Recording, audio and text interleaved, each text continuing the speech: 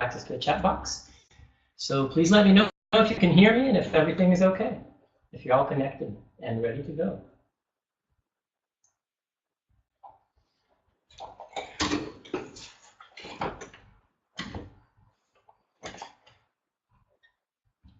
So one person hears me. That's great. We have a few dozen people on the chat. Hey, group participation is the bomb. Okay, perfect. Perfect. So before we get going, I'd sort of just like to ask how many of you have taken the GMAT before? So I'd like to know if this is your first time taking the exam or if you've done it and you're looking to improve. So just please write in chat for me if you've taken it before or if you haven't. And sort of let's see what we got here today.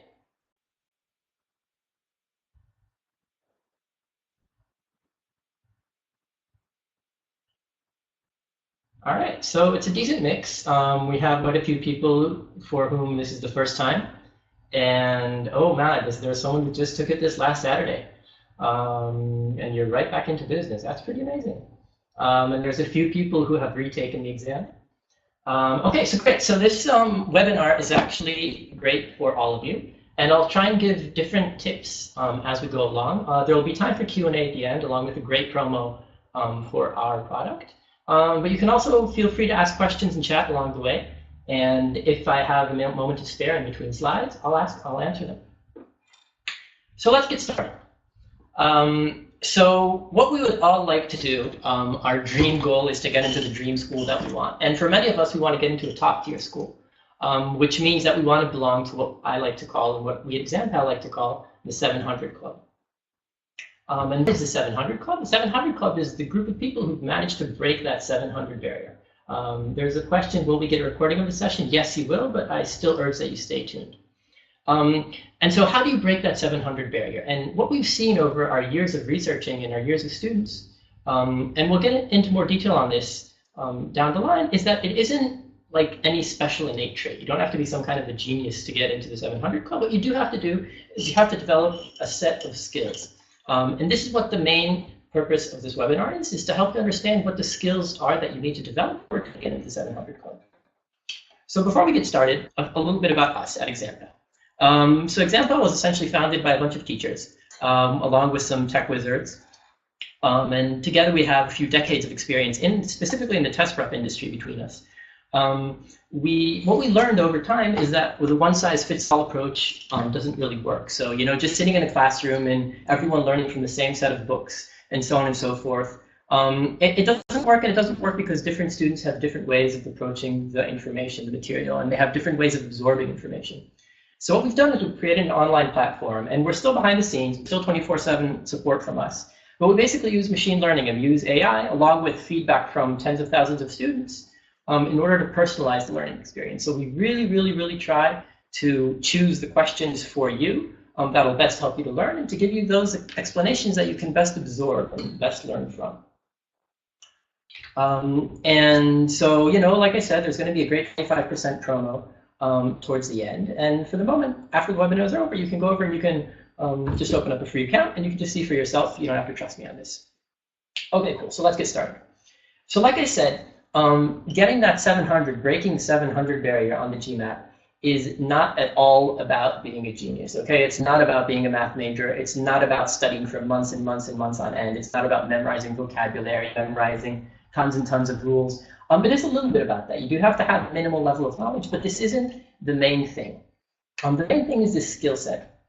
And like I said before, what most classes, what most courses do, especially if you go back and you look, say, 5 to 10 years ago, is they give you mountains and mountains of questions to solve. And then you end up looking like this guy, who's just standing there, banging his head against the metaphor blackboard or notebook or whatever you study in.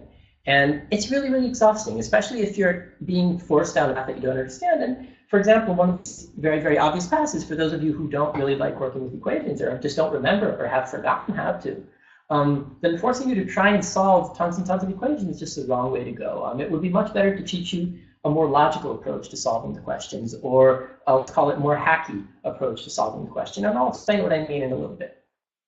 So this is the wrong way to go about studying for the GMAT. And this is especially towards those of you who have already taken GMAT and who aren't really happy with your score, and there were a few of those here.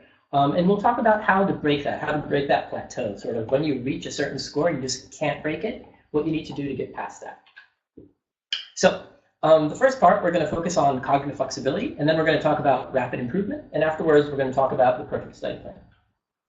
So what is this magical cognitive flexibility that we at examPAL like to talk about all the time? And basically, cognitive flexibility is sort of like your internal mental toolbox. Okay, when you go to the GMAT, you come with this toolbox that you've worked really, really hard at home to build up. You have a bunch of tools in it that you can use to solve different types of questions, and you can even use different tools to solve the same question. And again, we'll see a few examples of this later on. Your cognitive flexibility is how good you are with that mental toolbox. So how quickly you can pick which tool to use, and how quickly you can apply that tool, that mental tool, the cognitive tool, in order to solve the question in front of you. And the reason that this is so important is that really the hardest thing about the GMAT is the timing. So you have about 2 minutes per question, about 2 minutes in the quant, about 1:50 in the verbal. And that's why the GMAT is so hard. So the GMAT isn't hard necessarily because the questions are hard. So if you were to have, say, 5 to 10 minutes per question sitting at home on your couch, you know, in comfort, I can guarantee that every single one of you would get the questions right. But you don't. You have only 2 minutes. And this is why it's really, really important that when you view the questions, you view them strategically. So you don't sort of, some people sort of really, we'll get to data sufficiency maybe later. So there's a specific type of question, for example, as a small anecdote. In the GMAT, that's called data sufficiency. And what happens in data sufficiency is that you don't actually have to solve the question. You just have to figure out if you have enough information to solve the question. Those of you who've taken the GMAT know what I'm talking about. Those who haven't will learn about it soon enough. And what many people do, especially at the start, is they really, really want to solve the question. I mean, right? That's what you're taught. You're taught that, I don't know, you're given a quadratic equation, you know, x squared minus 2x plus 1 equals 0. And you need to find out what the values of x are. And they really, really feel bad if they don't actually find out the values of x. And this is sort of misunderstanding the question. This is misunderstanding the GMAT. The GMAT isn't always asking you to actually solve all of the questions. It's asking you what the right answer is. And this is what your focus needs to be, and this is what cognitive flexibility targets you toward. And to do this, we have what we call the PALgorithm, which is not evil at all, but I think this is a really cool slide. And what the PALgorithm does is it basically divides up the different approaches to solving questions into 3 types. So P stands for precise. These are precise approaches. These are generally what we like to call high school or college type methods. And what that means is that you're basically just taking your question, you're translating it into equations, you're going through the equations one by one, just like you would in any school or college class. And then you're getting to some kind of final answer. You put a little nice box around the answer and marker it if you like. And then you go and you mark that answer in your answer sheet. And this is the precise approach. And there are some questions it's good for, but often what you find out is that this isn't necessary. The A in PALgorithm stands for alternative methods. And these are tools that get us to the right answer, even if we're not entirely sure why this answer is correct. And again, we'll see a few examples down the line. But basically, you can think of this as hacking the question. So for example, if you can eliminate 4 out of the 5 answers, then the last answer that's remaining, and it doesn't matter if you understand why it's the right answer or not, but it's the only possible answer. So that's it. So this is sort of Sherlock Holmesing the question, if you like, if you want to sort of phrase it in a more sort of groovy type of way. For those of you who still use the word groupie. And L stands for logical. And logical methods are basically about using basic properties or symmetries. So for example, if we're talking about number properties, if we're talking about even and odd numbers, then as some of you maybe know or maybe already remember, or have studied now for your past GMAT, then an even times an even is always an even, and an even times an odd is also always an even. And an odd raised to any power is always an odd, and all these sorts of things. That can sort of allow you to figure out what the answer could possibly be without looking at it. So for example, if we're given the question, is, say, x to the 5th even? Then all we need to do to answer the question is find out if x is even. We don't actually have to calculate what x to the 5th is. And so a solution like this, a logical approach of using some kind of basic underlying logical property can also help us save time. So together, most of the, and especially in quant, but also in verbal, and we'll see in verbal later on, but we divide all of the sort of different sub-methods that you can use to approach question into these 3 categories. And this is what we adapt to the student by getting feedback from the student. And I'll explain a little bit more what I mean about this as we go along. And so the last thing, I think, before we start going into a few actual questions, so sort of you can understand what on earth I'm talking about, is when to apply strategy. And again, this goes back to the cognitive flexibility. And this is something that you really need to develop. So maybe not say during the first stages when you're learning the material, but definitely when you're further on, when you sort of already know the ropes, you know the basic rules, you know the basic vocab, you know all your basics. And what you're sort of doing is you're at the next level. You're thinking about how to apply the basics. Sort of, you're looking at a question, and what you're doing is you're trying to sort of flash. You're trying to really, really quickly come to a decision of how should I solve this question. And this is what you need to develop for the GMAT. This is sort of the first part of using the cognitive flexibility. The big toolbox is to realize which tool to use when. And you do this by examining the question's characteristics, and you do this by examining yourself, sort of learning what you are good at and what you are bad at.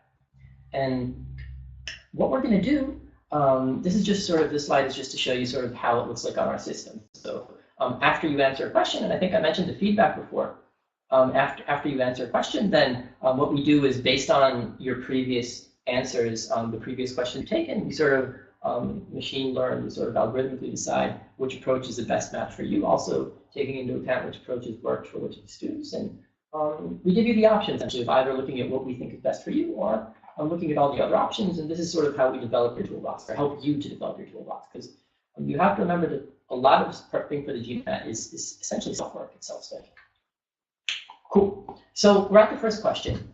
And what I'm going to do is I'm sort of going to flash the question on the screen real quick. And you know what? Let me just pop up the survey before I do that. So we're going to want to do the survey, and we're going to want to open up this survey. And we're going to get to that in a second. So what we're going to do is I'm going to flash this question on the screen, question number 1. It's going to be a quant question. And I'm going to put it up on the screen for about 30 seconds or so. And what I'm going to ask you to do is I'm going to ask you to sort of scan the question, scan the answers. Don't actually try to solve it. You don't have enough time in 20 to 30 seconds to solve this question. But I want you to sort of think in your mind how you would solve it. So how would you prefer to approach this question? Sort of, would you prefer to approach it by sort of writing everything into equations and then working it all out? That's the precise approach. Do you think there's some sort of way to hack the question, to maybe eliminate impossible answers, do that sort of thing? Which would be an alternative approach. We called it Sherlock Holmesing the question before. Or do you want to go the logical route? Do you think there's some sort of underlying number property or symmetry which can help you sort of cut down on the actual equations that you need in order to solve the question? So here goes, my timer is running.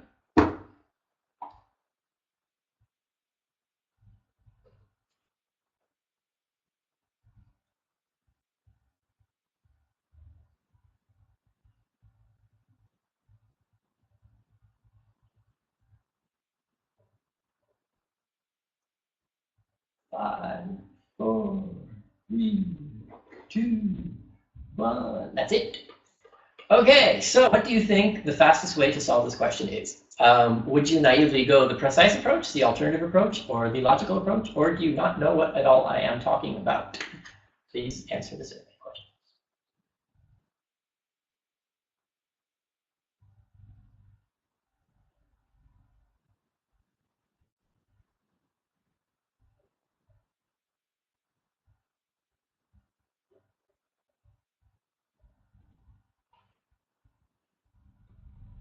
Okay, cool.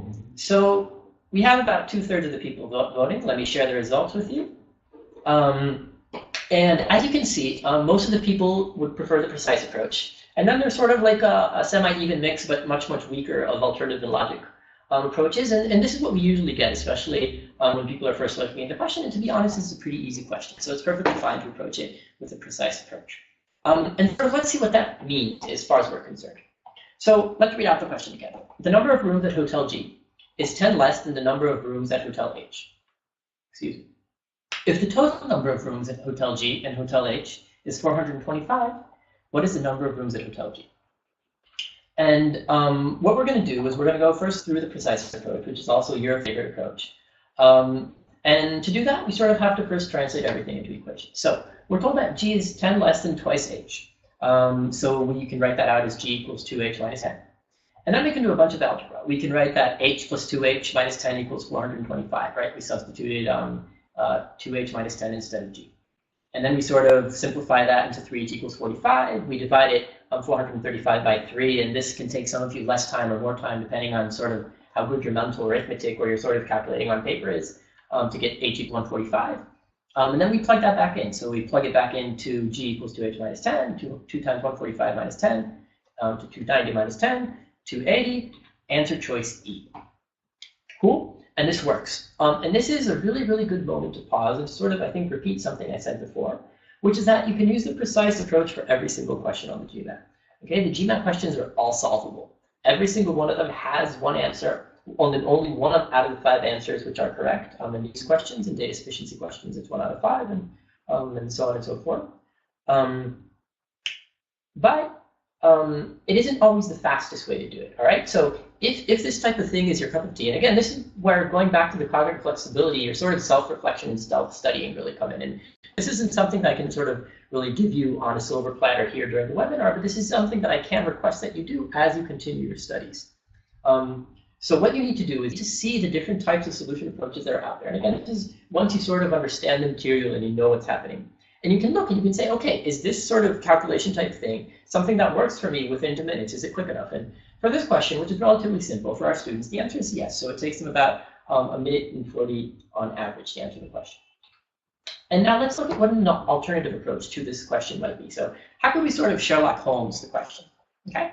And one thing we could do is we can sort of start by looking at the answers, and we can say, well, let's start with the median. The median is C. Okay. And so if the number of rooms at Hotel G is 200, then since it's just a little bit less than twice the number of rooms at Hotel H, so then that means that Hotel H has about 100 rooms in it. So together they have 300 rooms. That's nowhere near enough. So we can eliminate C right off the bat. You know, it can't be C. And it has to be something larger than C. So then we can look at D. And we can do the same thing for D. And we can say, well, so let's say D is our answer. Then Hotel H is about half of that, has about 120 rooms. Together they have about 360 rooms. That's still nowhere near enough. That's just not enough rooms. Can't be our answer. And so right at this point, we can mark E and move on. And what you'll notice is that we haven't actually written down a single calculation. We haven't written down a single equation. We haven't done 435 divided by 3, I believe. That was the calculation we had to do before. All we've done is we've sort of looked at the answers, and we've guesstimated. We've gotten to the fact that the answer must be E. Now note that this isn't a guess, and this is what's really important, sometimes confusing for people as they start out. Alternative type elimination approaches are not guesses. They're techniques which can help you get to the right answer, even if you don't know exactly how to calculate that answer, if you don't know why that answer is correct. And in this case, if we like, we can verify it. We can say, okay, so let's use our method. So there's about 280 rooms in Hotel G. It means there's about 140 in Hotel H. Together, those two come to 420. Yeah, that's about right. That's just about the number that we need. And it makes sense that that's our answer. Cool. And if we compare these two approaches, then what we can see is that, especially as students go on through the course, then there's sort of an even split between which approach is preferred. But the alternative approach is significantly faster. And maybe you noticed this even as we were doing the question. So really, all we have to do is sort of look at the answer and then guesstimate it, and then mark it off, and then guesstimate it, and then mark it off, and then we're done. And this is in comparison to doing these equations, which again, depending on you, could be easier or could be harder. And you know, sometimes precise art methods are better, sometimes alternative methods are better, but it's really important to be familiar with both. So let's take a look at another question. And this time, I don't think I'll do a survey. This time, I think what I'm just going to do is I'm going to show 2 types of solutions. One is going to be a logical approach, and we'll go on from there. So this question goes like this. On a 3-day fishing trip, 4 adults consumed food costing $60. For the same food cost per person per day, what would be the cost of food consumed by 7 adults during a 5-day fishing trip? And so one way to solve this question is sort of, again, it's very precise. It involves sort of trying to write everything down in equations, excuse me, and explicitly solving them. And another one relies on the logic of ratios, which is to say that ratios can be expanded and can be reduced. So in this case, instead of talking about a 3-day fishing trip, we can talk about a 1-day fishing trip, right? We can say, let's, instead of looking at 3 days, let's look at a third of the time, which is 1 day, which means we'll need a third of the money. So instead of $60, we need $20. And we can also do the same thing for the number of people. So instead of having 4 adults on a 1-day trip needing $20, we can say that 1 adult on a 1-day trip needs $5. And what we now have is a really, really nice ratio. This is something that's really, really easy to calculate. We've sort of narrowed everything down to the amount of money per one adult per one day. And again, this might sound a little bit obvious to you, and this is a relatively simple question. But notice the idea behind it is to use the fact that we can expand and reduce ratios to prevent us having to go into equations. This is the idea of the approach. And this is what's important for me that you understand. And again, feel free to ask on chat if you have more questions or critique or so on and so forth about the different approaches that we're talking about. So anyways, we then take our $5 a day, we multiply it by 7 people and by 5 days. And we get something between 150 and 200. You can calculate it explicitly or not. You get 175, which is answer choice B, which again is pretty short. It doesn't take all that long to answer the question. And you know, questions like this sometimes look very easy, but can be surprisingly hard. And we have a few famous examples. You can go on YouTube. There's a few other webinars that you can see on our YouTube channel, which show specific examples that questions that look really easy but get really, really complicated if you try approaching them in a precise manner. Cool. So the next question we're going to do, and now we're going to switch over to verbal.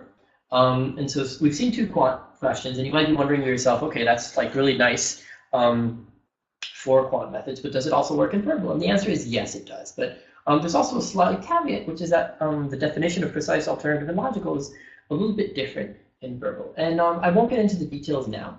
But basically, it's the difference between sort of reading the question stem and inferring the answer, or trying to understand in advance what the answer is, to looking at all the answers and eliminating them one by one. And for those of you not familiar, the verbal section on the GMAT has 3 types of questions.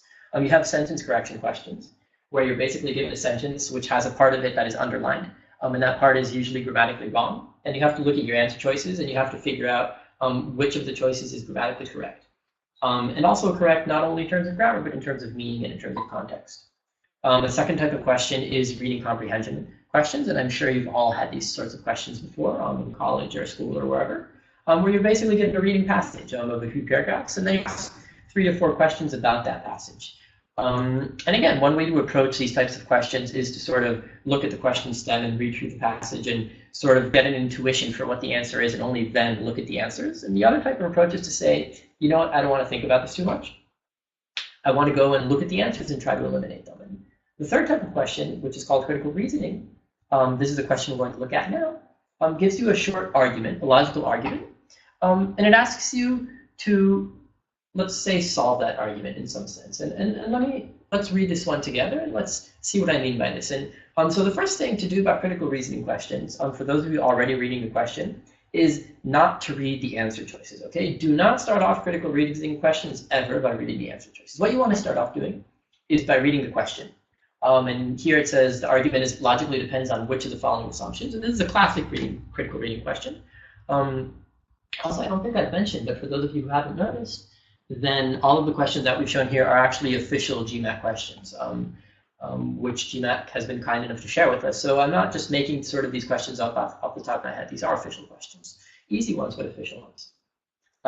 So at any rate, the question asks us which of the following assumptions is the argument logically dependent on.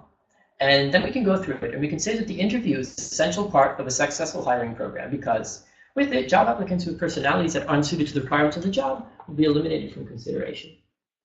And what you should do in critical reasoning questions, and these are sort of more precise and logical type approaches, is you should sort of pause here. You shouldn't look at the answer choices. You could sort of think to yourself, what logical assumption does the argument depend on?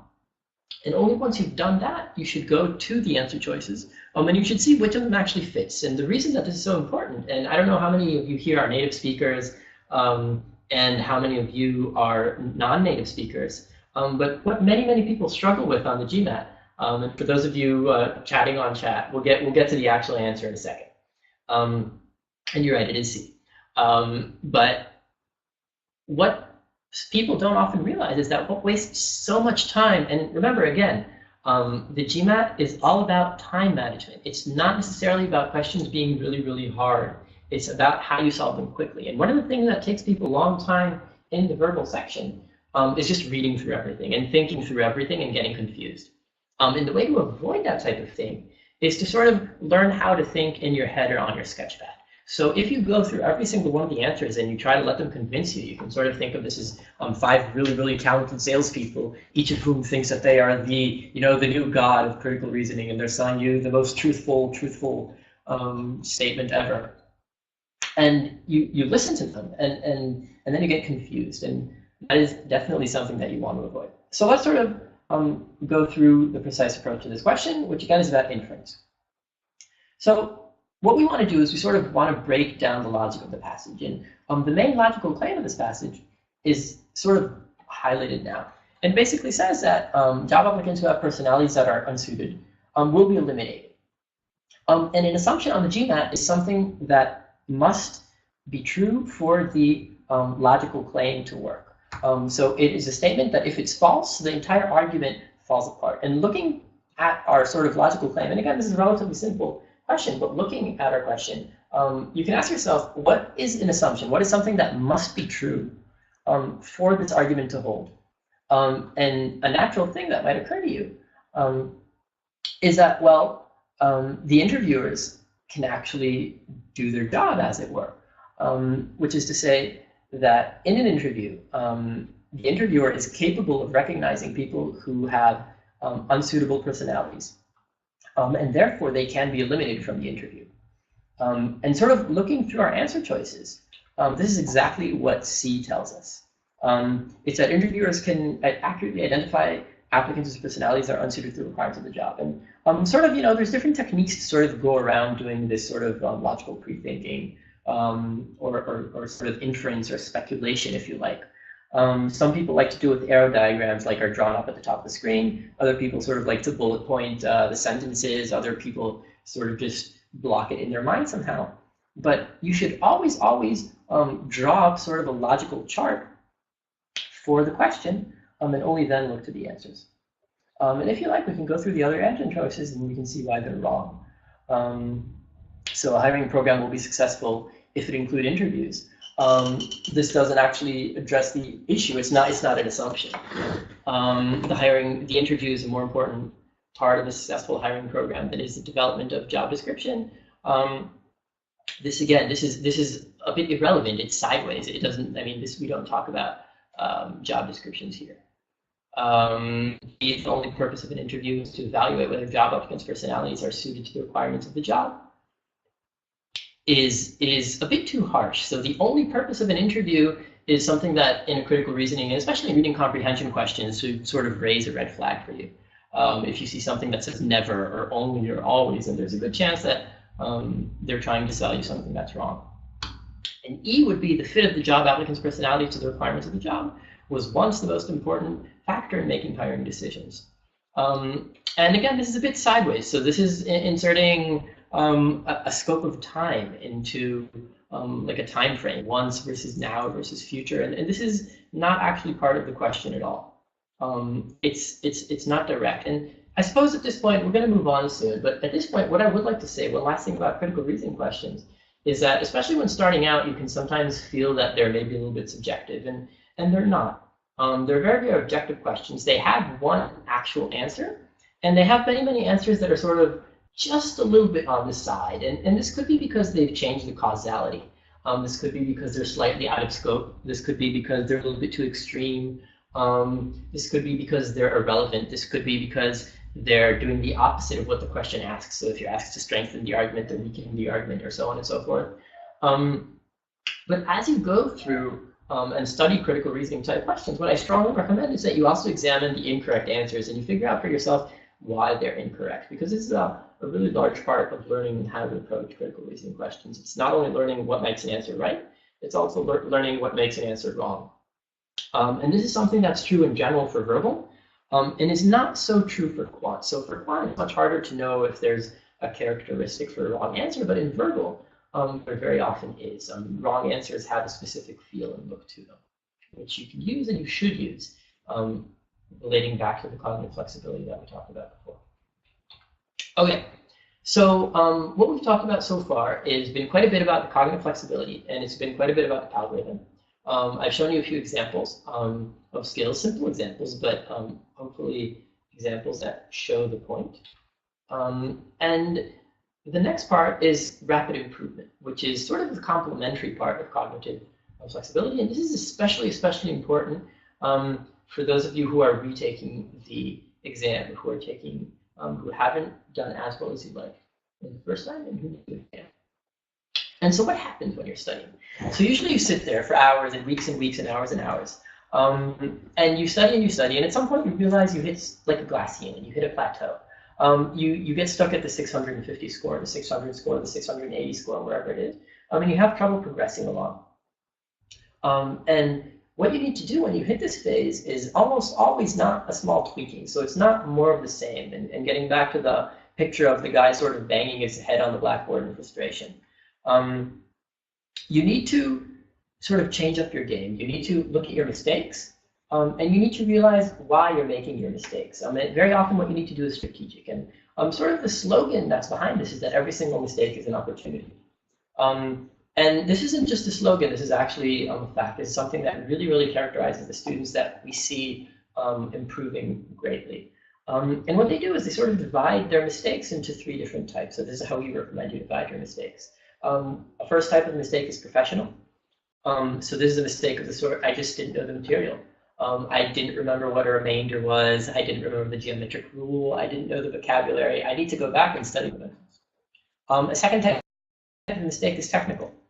Missed a minus, I took mark B, but I marked C. All sorts of really annoying, silly type mistakes. Or example mistakes are I answered the wrong question. I didn't notice that the question was asking about integers instead of just positive integers, and so on and so forth. And these are mistakes that are very often about focus and about working cleanly and clearly. And if you find yourself making lots and lots of technical mistakes, then the easiest way to solve them usually is to take a few seconds to just double check your work. And I mean, the GMAT does take time, and time is of the issue, but adding 10 seconds per question to your overall time is definitely worth the missing 10 to 20 to 30% of your questions because of silly errors. The last type of mistake is strategic. So going back to our different precise, alternative, and logical methodologies, this is the question of, did I approach the question in the right way? So did I jump straight into equations when there was a nice logical shortcut I could have taken? Am I actually really good at sort of manipulating geometric figures to sort of infer their different properties, as opposed to trying to use high school style geometric methods in order to solve them? Am I using a bad timing strategy? Sort of, am I using a lot of time at the start and then I have no more time left over? Do I get stuck on specific questions and I don't notice that I get stuck and then I lose all of my time? These types of mistakes are strategic. And these are also really important for you to sort of develop an internal monitor for, sort of realize that you're making them. And once you've realized those mistakes, once you've sort of made like a nice error log of the mistakes, then of course you need to implement the correction. So you need to try when you make and when you solve consecutive questions, not to make the same mistake twice. And so this is sort of how things look on our system, like in real life. So what you have is you have a question, and of course you don't have the answers and explanations right off the bat. You just have the question. And then after you answer the question, the answer screen pops up and explains the answer to you. And like I said, we're available on chat 24/7 if you don't understand something or don't agree with something or found a little typo that is really bugging you out that you want to tell us about it. And we're happy for all of these. We enjoy speaking with students and we enjoy fixing our work. But after you solve the question, you have a little answer slide, and you have insights from the specific answer. And then what you have is pretty much, in my opinion, one of the most important screens, at least in the examPAL course, and it's this one. And this is where you give us feedback. This is where we learn about it. So if you get a question right, this asks you what is the solution tool that you use. And there are sort of a set of solution tools that we have found are very frequently used among our students, and you can always input a different solution tool if you feel that the one you used isn't captured in the ones that we suggest. Or what is the main reason for your mistake? And based on this feedback, we sort of learn, we assess where you are, and we adapt both the questions and explanations that you receive to your feedback. And this is the heart of the personalized approach that we use. It's getting feedback after every single question and learning which questions to adapt to you using this feedback. Cool. So what we've gone over so far is the tool, is the toolbox that you need to develop in order to get into that 700 club, in order to sort of break the plateau, whether this is the first time you're taking GMAT, whether this is a retake, whatever it is, these are tools that you really feel you need to develop to get there. And the last part of this webinar, right before we go into Q&A and you ask whatever you have, is the study plan. So how do you actually implement this? And this is our recommended study plan, especially for those of you who are native speakers and whose English is starting off at a decent level. For those of you who are non-native speakers, you'll probably need a bit more time. We recommend taking an extra month to just work on your English without even starting your quant, the basics of vocabulary and reading, because the GMAT tends to use academic style language, especially the reading passages and critical reasoning, and this is style you need to get used to. It's also helpful for the essays. But anyways, the general plan is 6 to 8 weeks, and we do not recommend studying for more than 2 months, and we don't recommend it because you just start forgetting what you've studied at the start.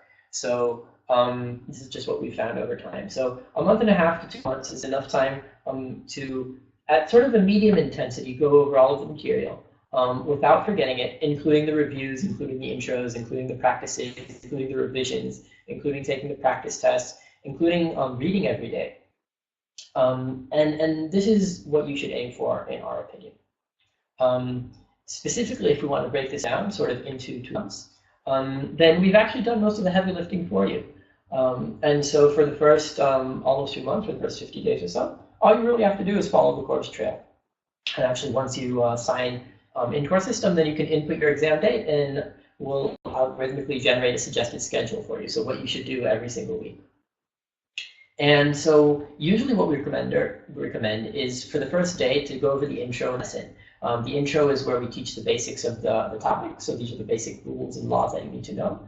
And the lesson is where we teach the strategies that you'll actually use to solve questions on the exam.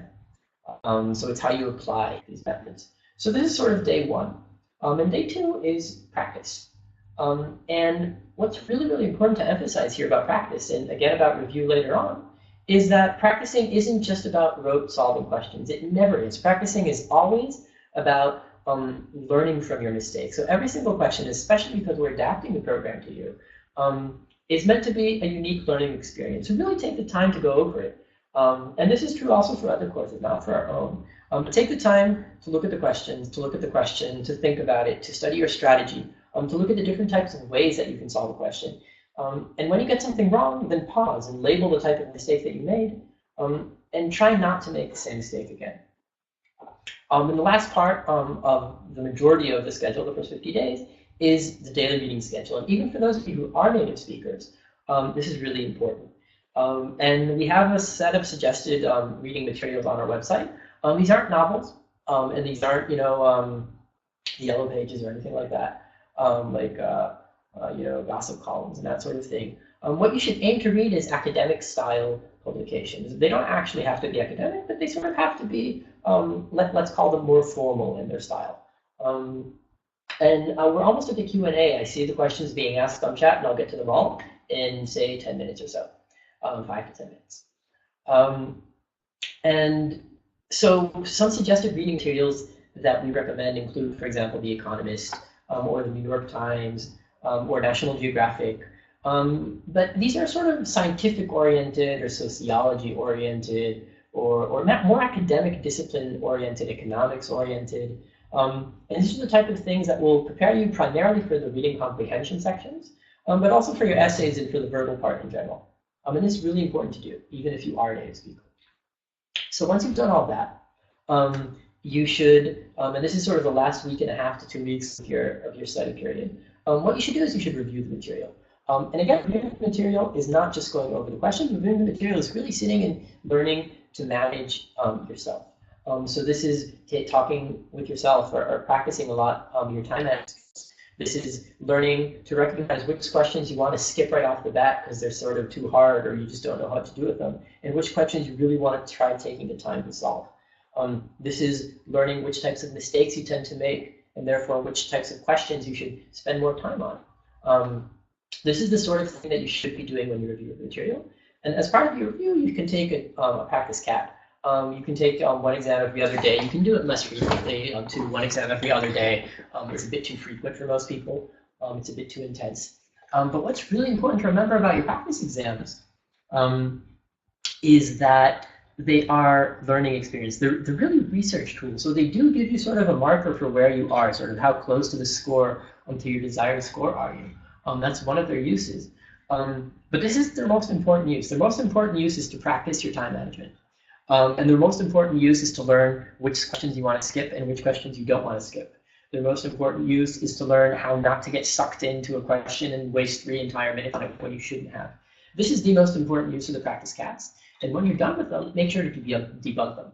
Make sure to go over the questions you got wrong, realize why you got wrong, why you got them wrong, and again, jot that down in your error log and use that. And so I think this repeats what we've said. Keep an error log. Goal is to learn and make the same mistake again. But this is always worth repeating, so I'm perfectly happy that the slide is here. And that's it. That's pretty much, you're done with your amazing GMAT prep. You've put your life into it. You've possibly put your life on hold in order to study properly for the GMAT. And so take a day off and rest. And you know, this isn't just a cliche. This isn't just a feel-good type of thing. This is because when you go to the GMAT on day 60, you want to be at your mental peak. And this is like an athlete who's been practicing. So the day before a big game, an athlete does not do really intensive workouts. You know, you can do, depending on the sport and so on and so forth, you can do warm-ups, which is to say, you know, just go over your notes. You can do maybe short practice sessions, which is like short, just like for athletes. But you do not want to do serious studying on the day before your exam. And then, of course, you want to get a good night's sleep. You have good breakfast, but not like a crazy sleep 5 hours type of breakfast. And that's it. And then go crush that GMAT, because you can do it and you deserve it. And that is what is needed to get into the 700 club. To break the 700 barrier, it's a combination of building up the toolbox. It's a combination of rapid improvement, which is a lot about learning from your mistakes and knowing yourself. And it's about having the winning studying plan. It's about implementing everything. And for those of you here with us live, and for those of you who are watching us, watching the recorded version, so there's a special offer for the next 48 hours. You can save 25% on any of our GMAT courses. All you have to do is, there's a link at the top of the screen that you can click on. And I wish you happy studying. I remind you that you can go to our website and you can set up a free account, and you can just try us out. And I think it's worth it. I think we have a lot to teach, and I think you can definitely get to that score you want. And now we'll go over the Q&A and see if anyone has any specific questions that they want. So let's start with the first question. How many practice exams do you suggest taking for the 6 to 8 weeks? So that is something that we addressed. I personally usually recommend to my students to